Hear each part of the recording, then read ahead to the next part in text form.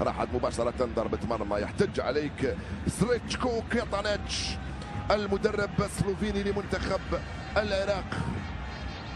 كان متوقع التكافؤ في اللعب ومتوقع هذه الإثارة وهذه الصراعات. يا همام طارق، انت تبكي لانك عارف بانك مش قادر تكمل. يا همامة لاعب استقلال ايران يبكي حتى قبل دخول الاسعافات لانه عارف بانه مش قادر يكمل هذه المباراة.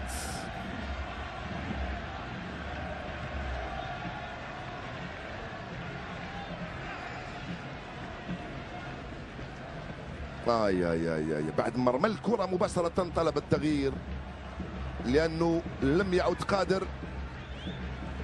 الحمد لله. مشاهدي الأفاضل سيحدث بعد حين.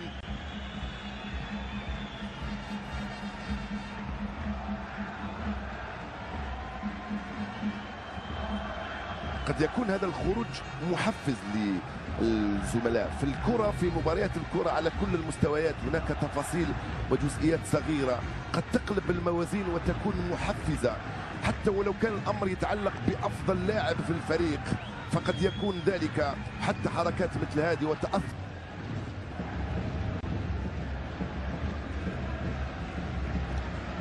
علي حسني 24. علي حسني يدخل في هذه اللحظات مشاهدي الأفاضل.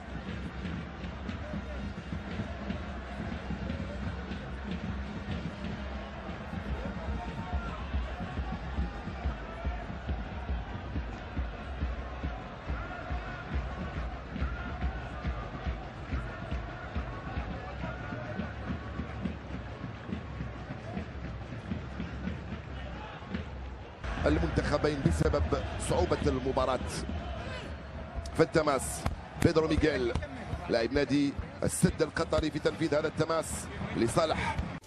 اهلا بحضراتكم من جديد. همام متواجد على دكة البدلاء بعدما اصيب، وبكاء لهذا اللاعب، نتمنى له الشفاء بكل تاكيد وان يكون حاضرا مع منتخب بلاده. احد اميز اللاعبين العرب حتى الان، والمنتخب العراقي في خط الوسط تميز في البطولة الماضية من كأس آسيا، وأيضا